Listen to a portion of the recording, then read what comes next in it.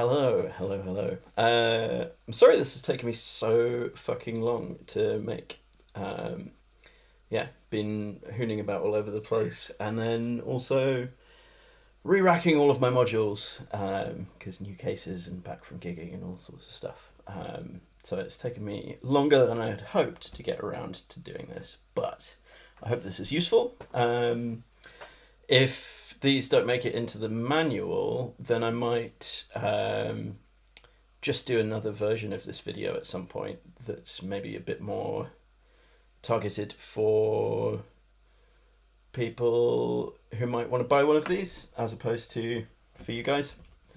The first patch, which I'm sure you will have a version of in the manual already, is just kind of using the whole filter as a process, as a simple kind of processor for an external signal. So on this instrument cable coming into the IR, I've got Rhodes, and if I plug that in to channel 1 and kind of check that things are about where I might turn all the output limiters off first. That's the only effect I've got on this Rhodes at the moment is coming from the kit here. There's no... I tell a lie, the compressor is on. I'll turn the compressor... I might keep the compressor on just so it's loud. We get like longer decay. Just a really lovely kind of swirly...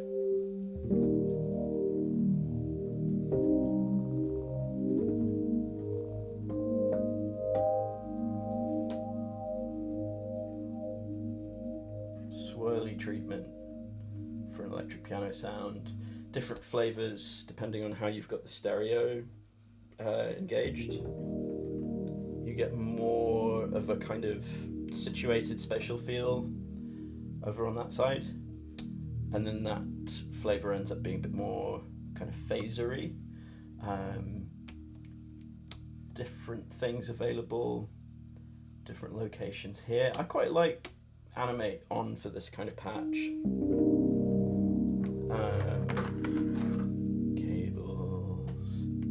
The other thing that's quite fun with this patch is to take an envelope follower and have that to drive the kind of main frequency, and I've just got that through a bit of attenuation so it's not so extreme of an effect.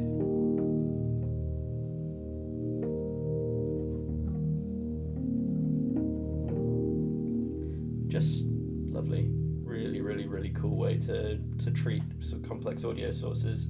Works really nicely on guitar as well. I'm not going to play a guitar for you now because I don't want to waste loads of your time, but if I do some patch demos for this in a more polished way, then I think that's a nice thing to demonstrate.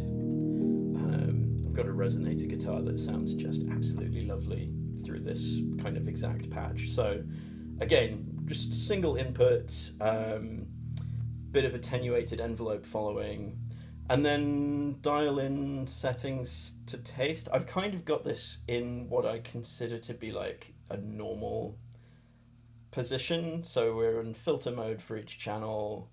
We're listening to the bandpass side of the kind of multi-output. These are at their center dents. That one I guess isn't quite. But yeah, it's a nice way to play with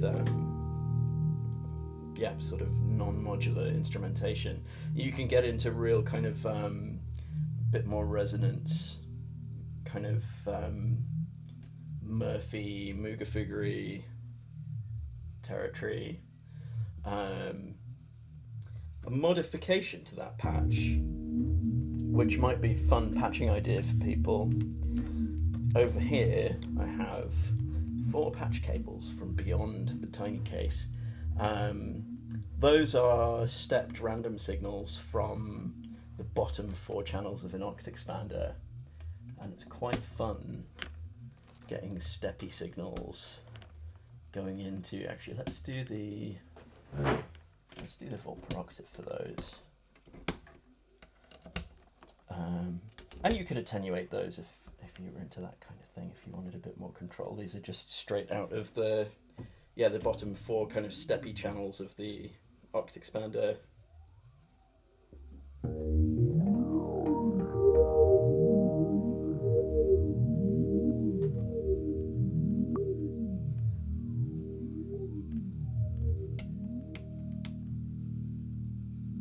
Taking animate off so that the resonances don't bounce around.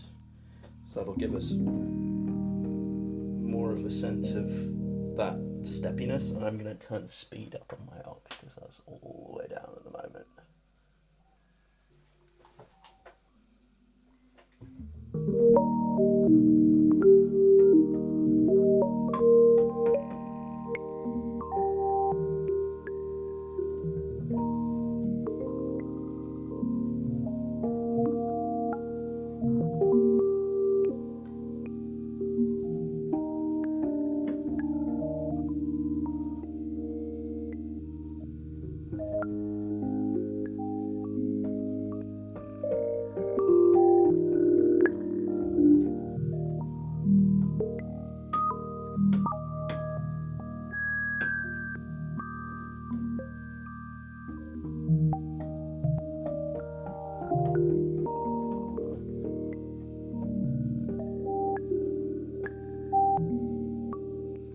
Just a really fun way of kind of pulling secondary accents out of audio material. So yeah, suggested patch kind of 1.5. Throw some stepped randomness at the filter frequencies. Can turn the envelope follower all the way down, so if you get a sense of that effect without any envelope following.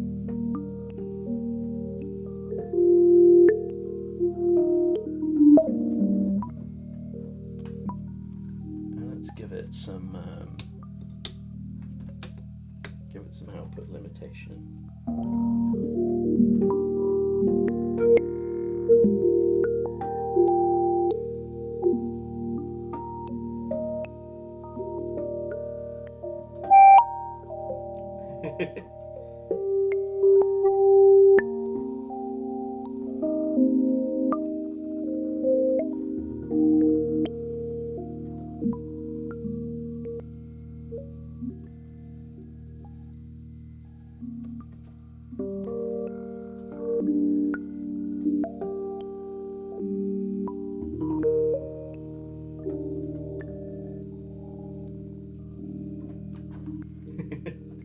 Very cool.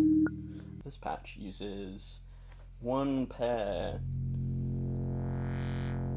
of filters as a stereo low pass, and we've engaged the control normalization from this one to this one. So as I move the cutoff around, we get lovely stereo filtering. We're not doing stereo enhancement, we're just filtering in stereo over that lovely Collin sound. The other thing that's going on with this patch is I have multed the left and the right channel of the Collin, and I'm using this side of the Ceithir also as a stereo filter, but we're taking the bandpass outputs and using those as a source of audio rate modulation, which means that we can, with a bit of Q engaged as well, we can sort of find points of resonance that then become, we're just using a little band of that stereo source to do frequency modulation over here. Of course, because we've got control normalization going on, the right hand channel is going to get audio rate modulated at twice whatever is happening over here. We could turn that off and address those cutoffs independently for a slightly different flavor.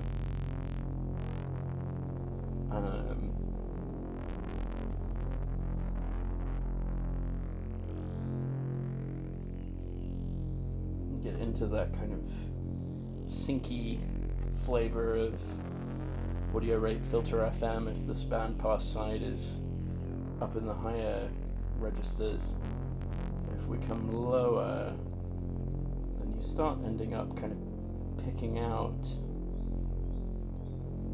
peaks in the phase modulation from Crewin itself.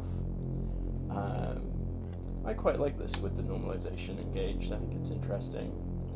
But yeah, a theme of a bunch of the patches I have found and enjoyed has been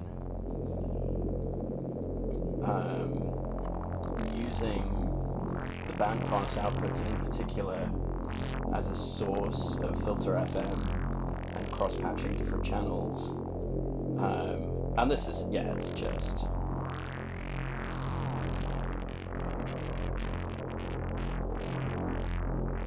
gets really bubbly really quickly.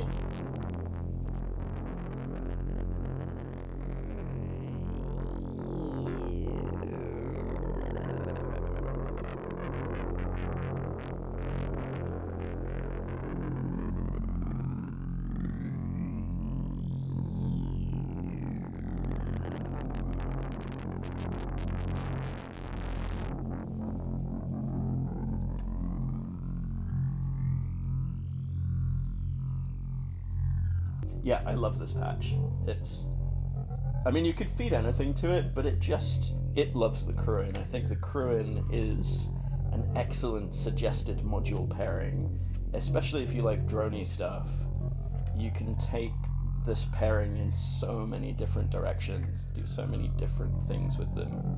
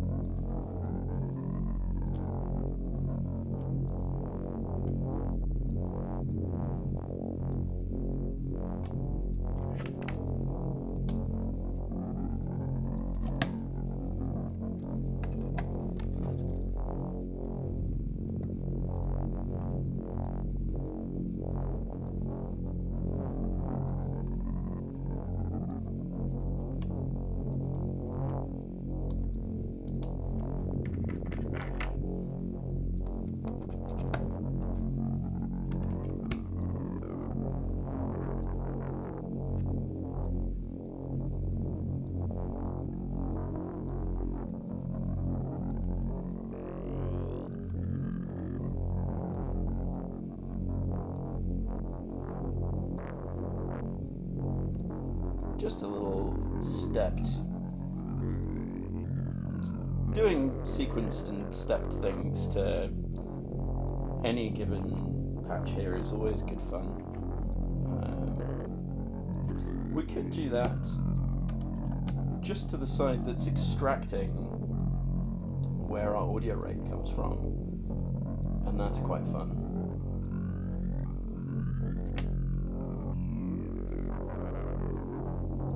So our bass filter frequency isn't being stepped, but just the side that we're extracting that control source from.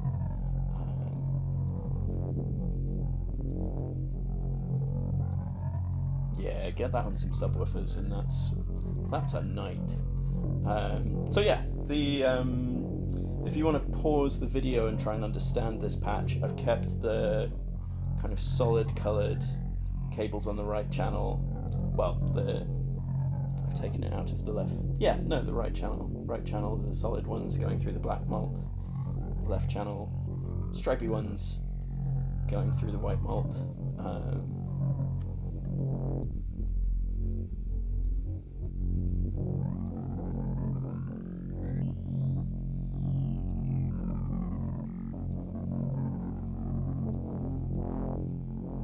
incredible amount of fun. Yeah. I've moved because the light was going over by the window, so we're in the middle of the living room doing patches. Okay, the next patch I'm going to do, we'll bring that out while I repatch things. I'm going to come back to the middle, get rid of our little sequency bit. That can stop. Silly using the joystick as a gate source for a sequencer, but tiny case, needs must. Okay.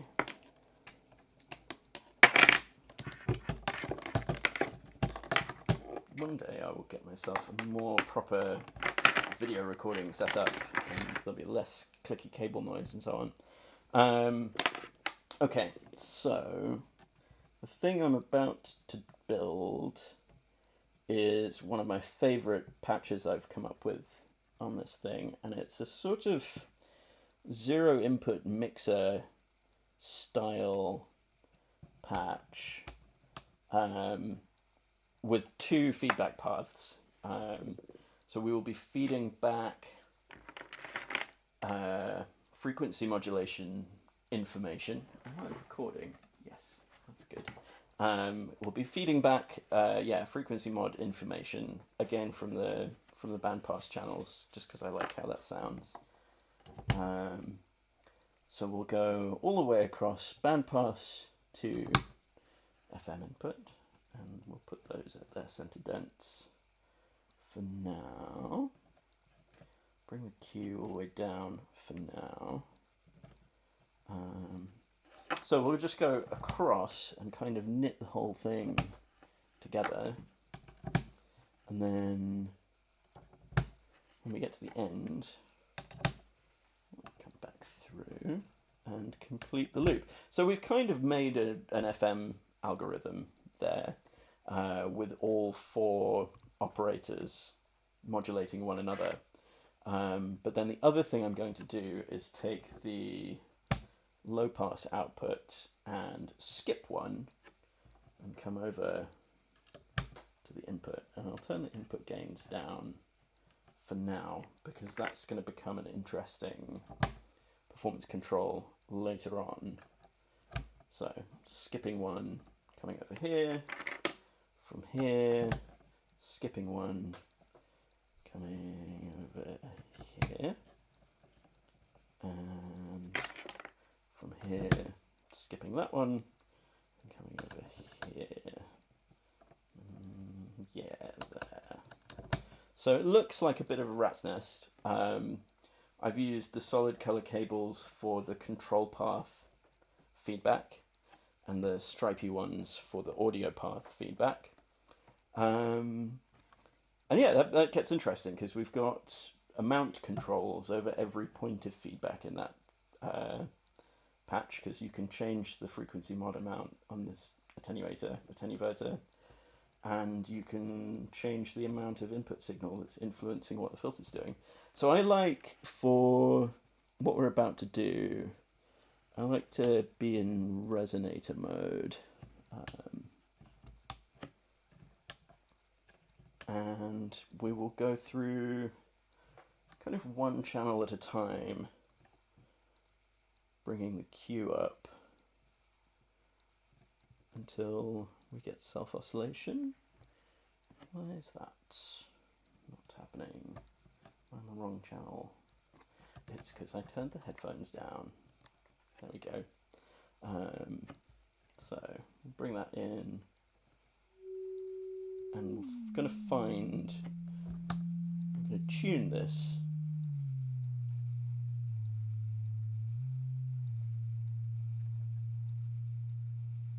to a tuning that we like. We'll turn that one down a bit and bring the next one in. Ooh, let's turn those off. That's fun.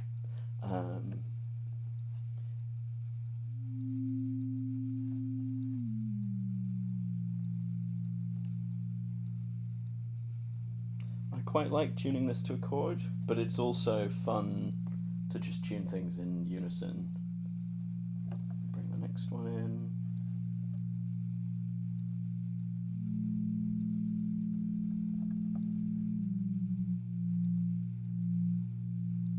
Let's have some unison between those two.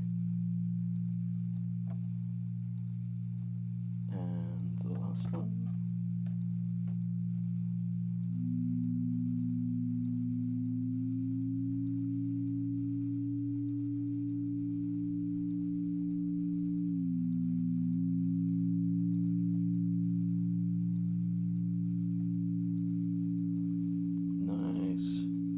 So we kind of have an FM voice here that's not doing any FM at the moment. We're just listening in parallel to all of the operators. But we can start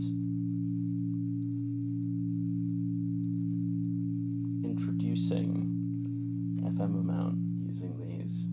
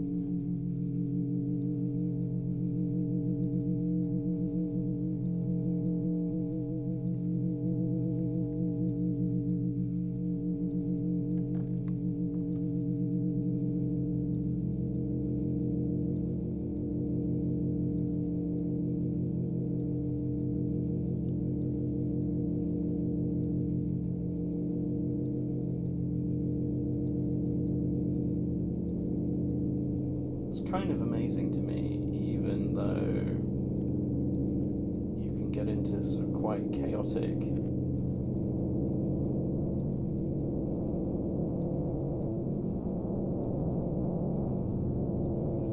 territory. The flavour of that original chord is still there somehow, and then you can start bringing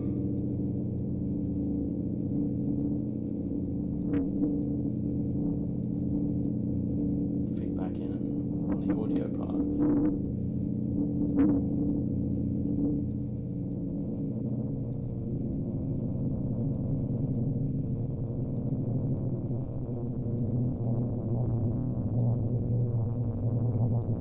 Which, of course, the louder this one is, the more it's going to kind of emphasize whatever it's being fed from. So we're getting more flavour of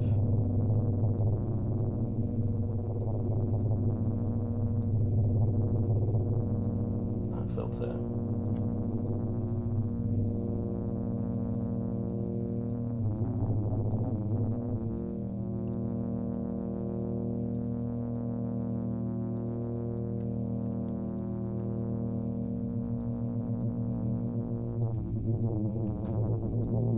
Find these interesting little bistable kind of, or not stable, kind of strange attractor flavoured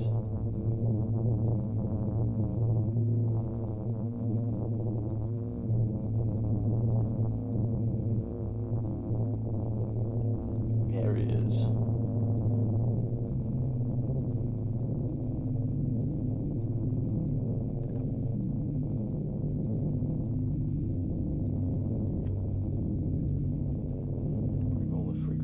response down. Pay attention to the audio feedback stuff.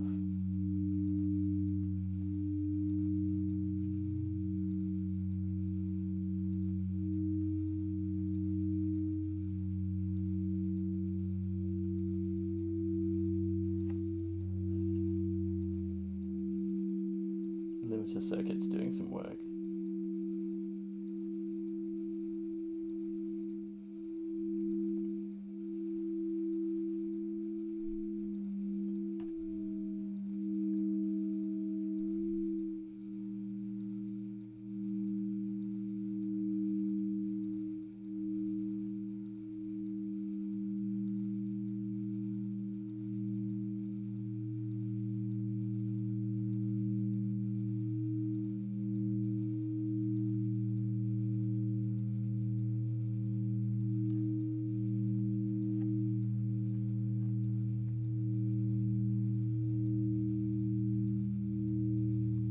Subharmonics sometimes.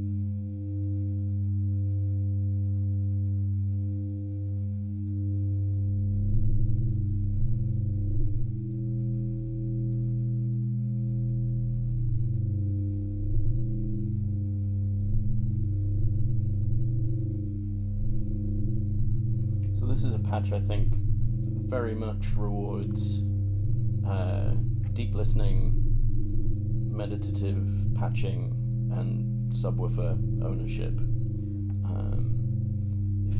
If you're interested in those three things, you only need 8 patch cables and 1 module. I guess 10 because you need the output. But yeah, I've spent many a happy evening just lost in variations on this theme.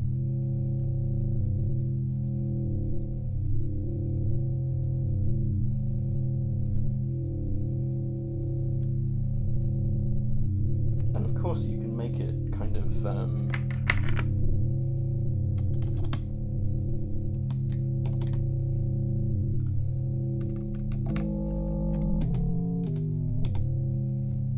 zero input mixer patch that sort of tracks volt per octave, which is kind of cool.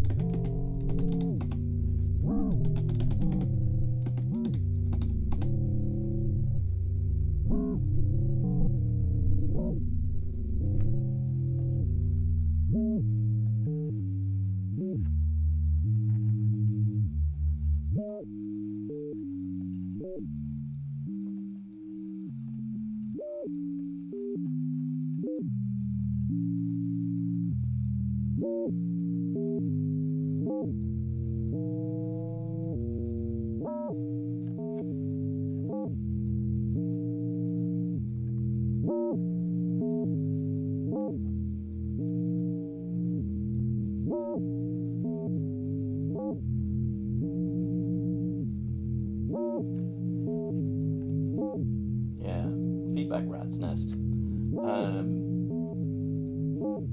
Tune sequencing, entirely optional. yeah, that's one of my favourite things that I've kind of discovered in the world of the Ceithir.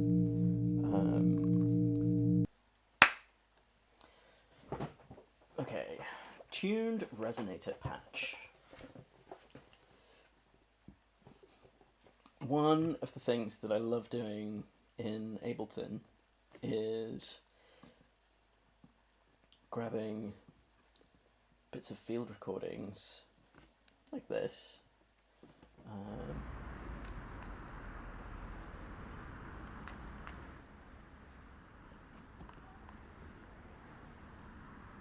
This is a binaural recording I made on a night walk across the city of Cardiff like 2 years ago.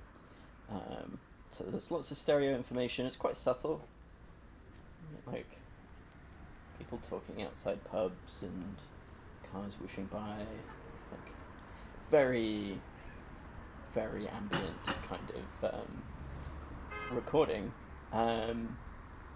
Something I have long loved doing is taking recordings like this and running them through the resonator module in Ableton and getting sort of chordal decays off of them. In this system we have harmony which can tune chords. I've already tuned this up, so tuned each filter section in unison using the kind of beat frequencies. We're in resonator mode again, and if I bring up this output, we get that sort of chordal resonant ambience in the mix, which just does things to me. I mean, if you dug that against a kick drum and you've got a deep chord record right there, you can mess around with our chord inversions.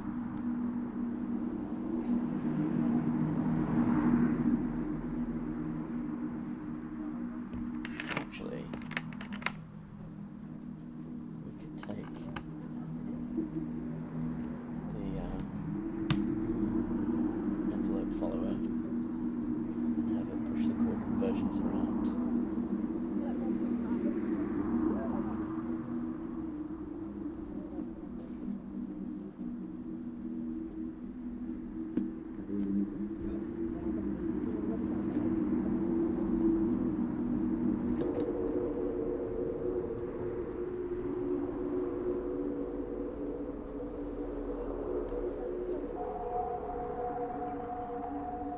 Just really lovely atmospheres to be found. You kind of play around with, so bring the cue up, you'll almost get, you'll as the sound decays away, you'll get the sine wave oscillation hanging around. It's nice keeping it sort of just on that edge of self-oscillation.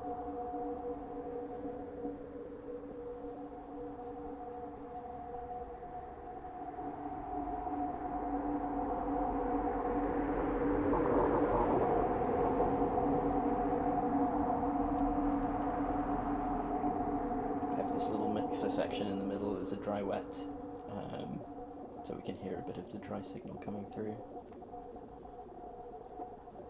That's fun. Let's give you a bit more release.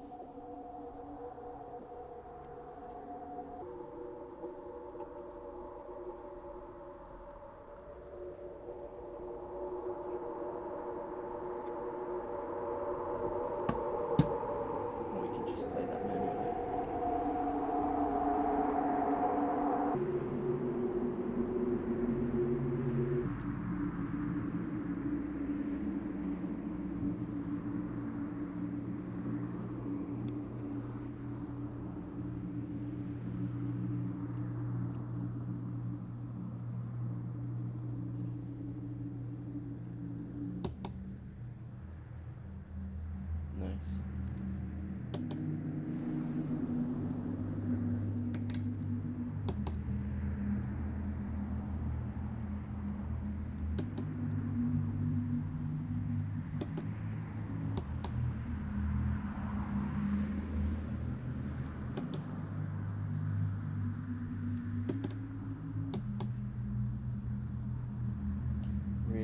really cool. Very, very sort of textural.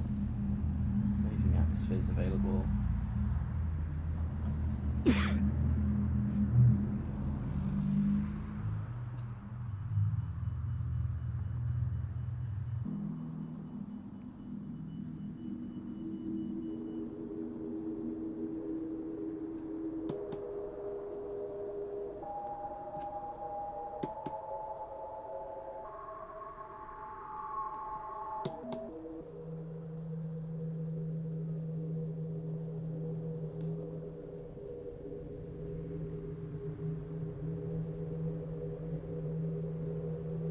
Textural.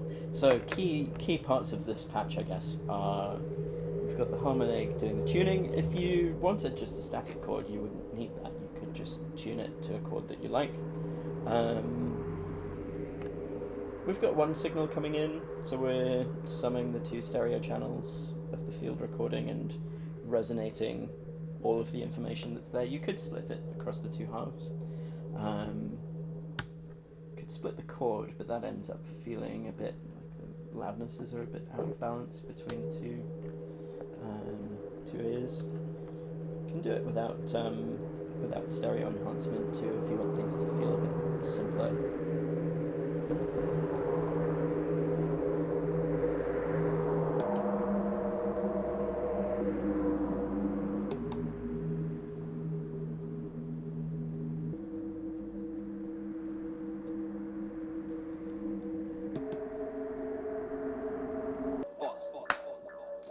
Final patch.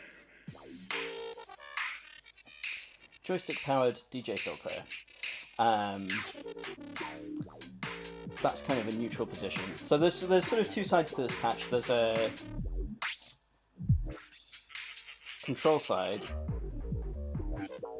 and then there's a filter topology that we've created using 4 channels of the Ceithir.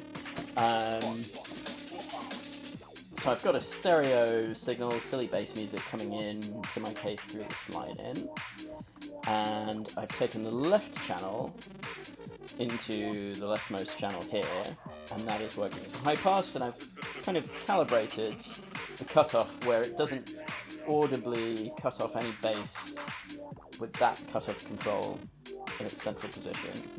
And then the high pass output is coming in to this next channel, which we're taking the low pass output, and that's our left output there.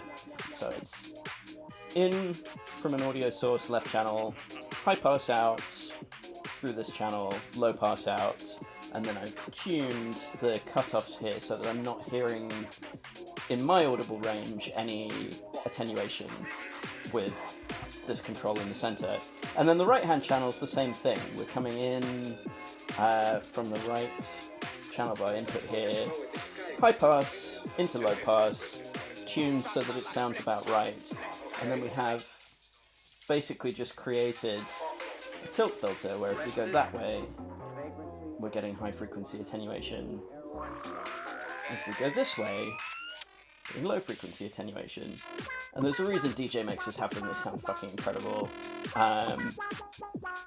What's fun about kind of taking it apart like this is you can build weird control schemes around this kind of filter. So on my joystick, I have that central volt per octave cutoff on my x-axis. And my y-axis I have as a unipolar voltage. So, and you could do this on 2 sliders if you wanted. So you could have a slider basically patch the y direction as a kind of emphasis control. So the higher up we go, the narrower it makes those band passes. So it's pushing the high passes down and low passes up. So we make the band skinnier. And then I'm also attenuating the signal and feeding it to the resonance control, so that up at the top we get sort of nice resonant stuff happening. It's a lot of fun. Would be cool to sequence this kind of thing. It's neat if you're kind of doing droppy music where you want to be able to kind of emphasize bits of the spectrum.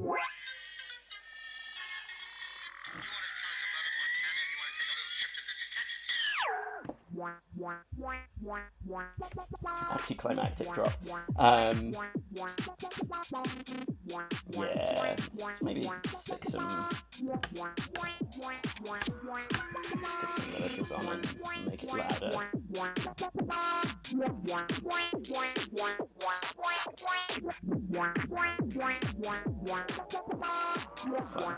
Fun. Yeah, so like the Cadillac of DJ filters requires a little bit of tuning when you're first setting it up, but the topology is fairly simple.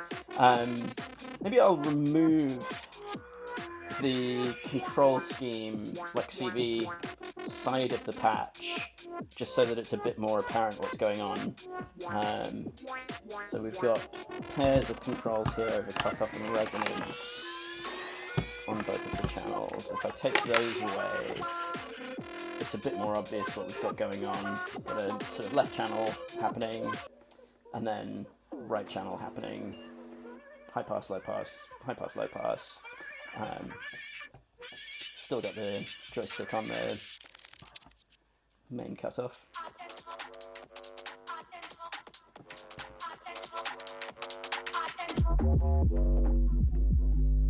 Yeah.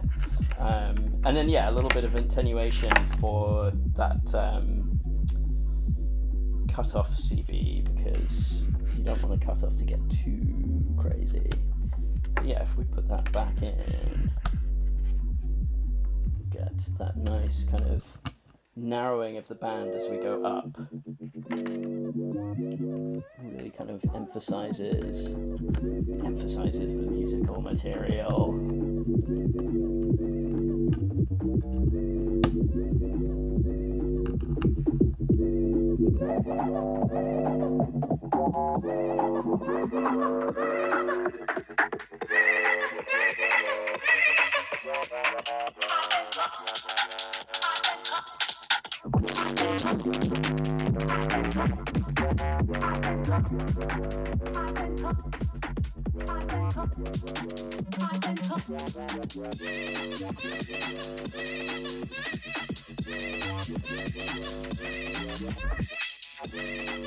Yeah, very silly, but kind of like very instructive to kind of make this kind of patch and think about what you like and don't like in a DJ filter.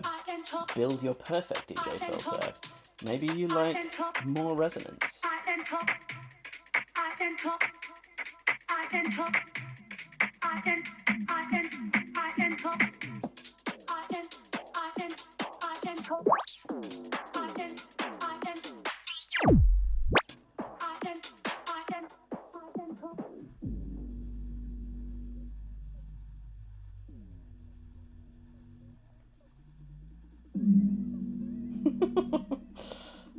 Hours of fun to be had mucking about with that.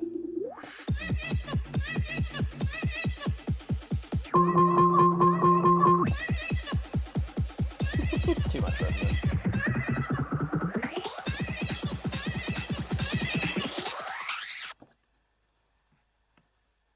Get dirty. I just want to make a little DJ mixer case featuring that, because that is very silly. It sounds great. It sounds really good.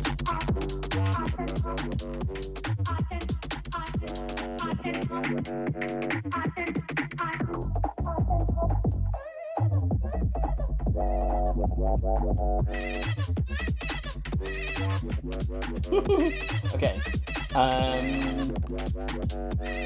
let's pause that, or I'm going to keep listening to silly bass music for the rest of my entire life.